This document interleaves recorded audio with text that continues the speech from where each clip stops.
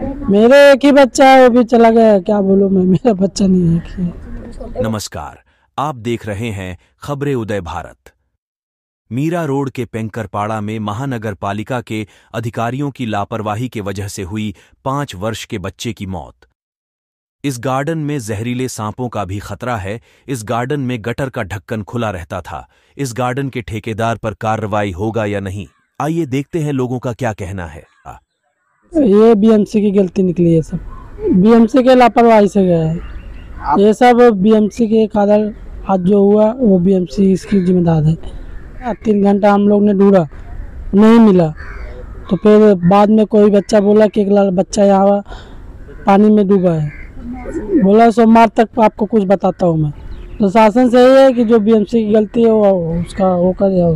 नहीं, कोई नियम कायदा नहीं है यहाँ पे। क्या नियम कायदा, सामने से आप देख लो।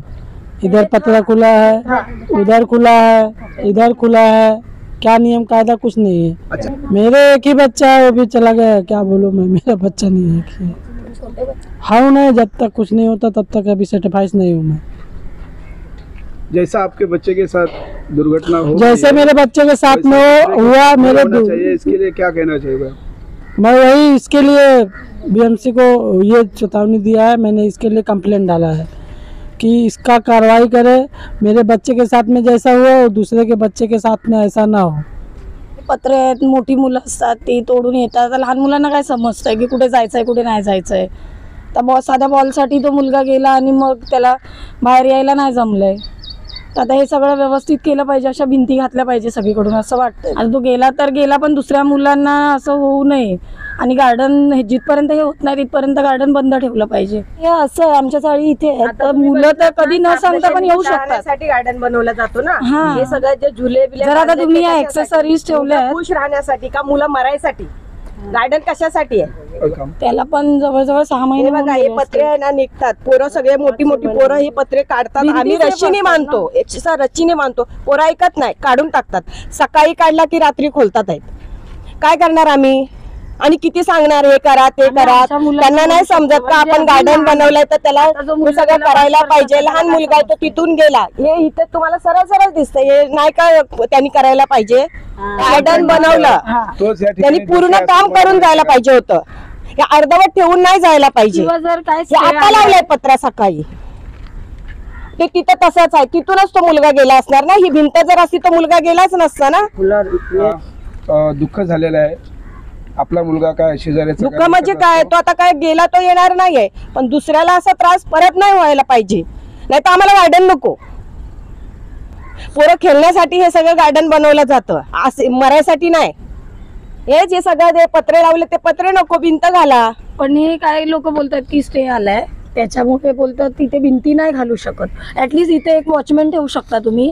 एक तिथे जिथे जिथे ओपन आहे तिथे 3-4 वॉचमॅन ठेवा। एकच वॉचमॅन आहे, तो गेटवर राहणार, त्याचं काय काम आहे? तो गेटवरती राहणार, तो थोडी मुलांना सांभाळणार। कमीत कमी 100 मुलं किती पोरांना सांभाळणार? नाही बोलला तरी 200-250 पोरं इथे संध्याकाळची खेळतात। त्यांची नगर परिषद वाल्यांनी तेवढे वॉचमॅन ठेवले पाहिजे। घुसून गेला काय माहिती आणि जर नाही तुम्ही सोय सुविधा करू शकत ना, गार्डन बंद करा। आता बघा पावसाळ्यामध्ये हा नाळा पूर्ण भरलेला असतो, भरून इथे पाणी येतात, त्या साईडनी येतात मुलं, तिकडून असे येतात। तुम्ही ते बघा, याच्यामध्ये पडल्यानंतर मात्र कोण जिम्मेदार आहे? या गार्डनचा अर्थ काय? हे पूर्ण पाणी भरते, ते पण ही भिंत बनलेलं पण अर्धी सोडून। अनिताताईंनी आम्हाला आश्वासन दिलंय का आम्ही तुमच्या सोबत आहोत म्हणून। अनिताताई पाटील त्यांनी आश्वासन दिलंय का आम्ही तुमच्या सोबत आहोत, तर आम्ही त्यांच्यापर्यंत जाणार। जर ह्याचं पुढे काय झालं नाही तर आम्ही जाणार तिथपर्यंत आणि मग जाऊ पुढे काय जे काय असेल प्रयत्न तो करू शकतो।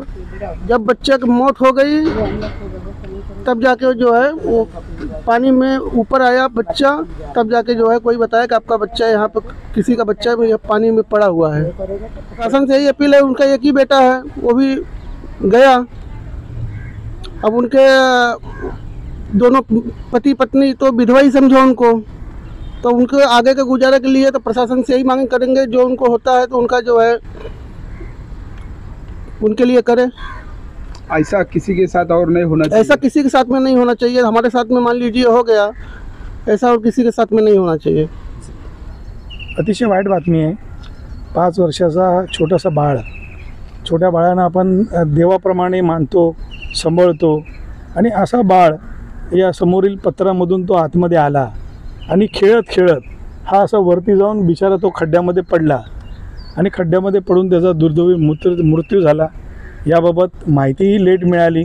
पत्रेही नगरपालिकेच्या बांधकाम विभागामधून जे बांधण्यात आलेले आहेत, जे उभे करण्यात आलेले आहेत, अतिशय निकृष्ट दर्जाचे, म्हणजे व्यवस्थित लावलेले नाही आहेत. त्यानंतर आपण आता इथे बघू शकता, ही जी दिवाळ आहे, ही दिवाळ बनवलेली आहे ती अर्धवट आहे आणि अर्धवट असल्यामुळे तो बाबू, मला वाटतं 2 बाबू का 3 बाबू होते, तर एक बाबू असा वर गेला बॉल गेल्यामुळे आणि वर जाऊन तो असा तिथे खड्ड्यामध्ये पडला. तिथेही काहीतरी बांधकाम विभागाचं चालू आहे आणि ते अर्धवट सोडलेलं आहे हे. आणि इथेही एक नाला आहे, त्या नाल्यालाही काही सपोर्ट नाही आहे, नालाही उघडा आहे. तर हे जे काम नगरपालिकेचं बांधकाम विभागाचं चाललेलं आहे आणि हे गार्डन विभागाचं आहे, तर यांच्या कामामध्ये अतिशय चुकारपणा आहे. आपण म्हणतो ना, नगरपालिकेचे अधिकारी जोमात आणि जनता कोमात, तर जनतेची यांना काही पडलेली नाही आहे. बारका बाबू, ज्याला आपण देव बोलतो, 1 दिवसाच्या ते 10 वर्षापर्यंत पोरांना आपण देवासारखं सांभाळतो, असा बारका बाबू येऊन तिथे पडलेला आहे. आणि ह्याला सर्वस्वी जबाबदार बांधकाम विभाग आणि वन विभाग आहे. कॉन्ट्रॅक्टरचं पण हलगर्जीपणा आहे आणि नगरपालिकेच्या अधिकाऱ्यांचा पण हलगर्जीपणा आहे.